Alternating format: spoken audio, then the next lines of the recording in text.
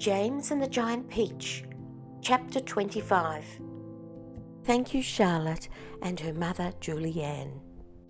James didn't want the earthworm and Centipede to get into another argument, so he said quickly to the earthworm, "Tell me, do you play any kind of music?" "No, but I do other things, some of which are really quite extraordinary," the earthworm said, brightening.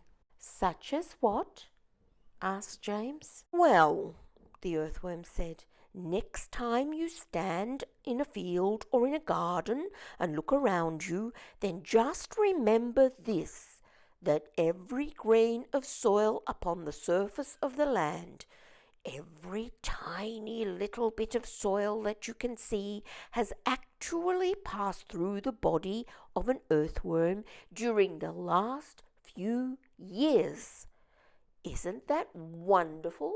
"It's not possible," said James. "My dear boy, it's a fact." "You mean you actually swallow soil?" "Like mad," the earthworm said proudly, "in one end and out the other." "What's the point?" "What do you mean, what's the point?" "Why do you do it?" "We do it for the farmers. It makes the soil nice and light and crumbly so that things will grow well in it. If you really want to know, the farmers couldn't do without us. We are essential. We are vital. So it is only natural that the farmer should love us. He loves us even more, I believe, than he loves the ladybird." "The ladybird?" said James, turning to look at her. "Do they love you too?" "I am told that they do," the ladybird answered modestly, blushing all over. "In fact, I understand that in some places the farmers love us so much that they go out and buy live ladybirds by the sackful and take them home and set them free in their fields. They are very pleased when they have lots of ladybirds in their fields." "But why?" James asked.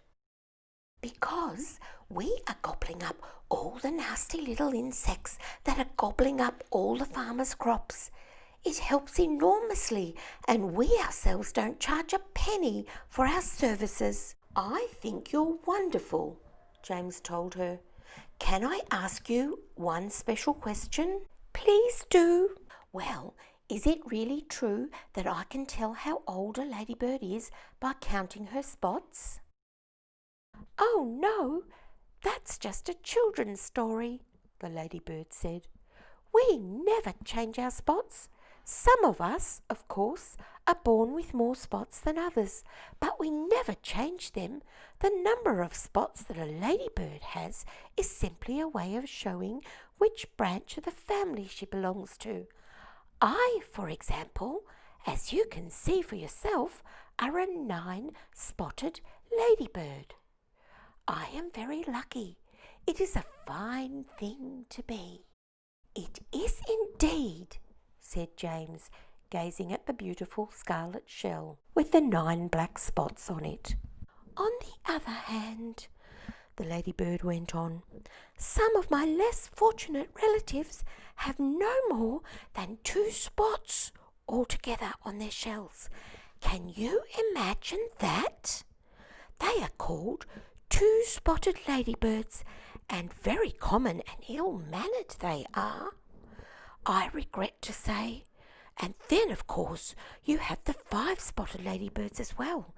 They are much nicer than the 2-spotted ones, although I myself find them a trifle too saucy for my taste." "But they are all of them loved," said James. "Yes," the ladybird answered quietly, "they are all of them loved." "It seems that almost everyone around here is loved. How nice this is." "Not me," cried the Centipede happily. "I am a pest and I'm proud of it. Oh, I am such a shocking, dreadful pest." "Hear, hear," the earthworm said. But what about you, Miss Spider?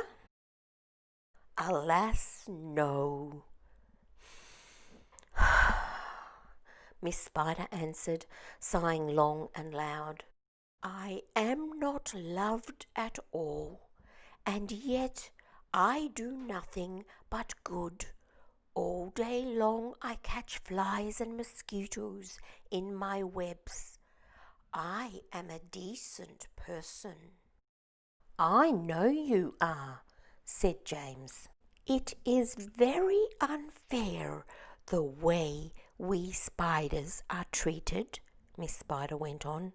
Why, only last week your own horrible Aunt Sponge flushed my poor dear father down the plug hole in the bathtub. Oh, how awful! Cried James. I watched the whole thing from a corner up in the ceiling, Miss Spider murmured. It was ghastly. We never saw him again. A large tear rolled down her cheek and fell with a splash on the floor. But is it not very unlucky to kill a spider? James inquired, looking around at the others. Of course it's unlucky to kill a spider, shouted the Centipede. It's about the unluckiest thing anyone can do. Look what happened to Aunt Sponge after she'd done that. Bump! We all felt it, didn't we, as the peach went over her? Oh, what a lovely bump that must have been for you, Miss Spider. It was very satisfactory, Miss Spider answered. Will you sing us a song about it, please? So the Centipede did. Aunt Sponge was terrifically fat and tremendously flabby at that. Her tummy and waist were as soggy as paste. It was worse on the place where she sat. So she said, I must make myself flat. I must make myself sleek as a cat. I shall do without dinner to make myself thinner. But along came the peach, oh, the beautiful peach, and made her far thinner than that. That's very nice, Miss Spider said. Now sing one about Aunt Spiker. With pleasure, the Centipede answered, grinning. Aunt Spiker was thin as a wire, and dry as a bone, only drier. She was so long and thin, if you carried her in, you could use her for poking the fire. I must do something quickly, she frowned. I want fat, I want pound upon pound. I must eat lots and lots of marshmallows and chalks, till I start bulging out all around. Ah, yes, she announced, I have sworn that I'll alter my figure by dawn. Cried the peach with a snigger, I'll alter your figure, and ironed her out on the lawn. Everybody clapped and called out for more songs from the Centipede, who at once launched into his favourite song of all.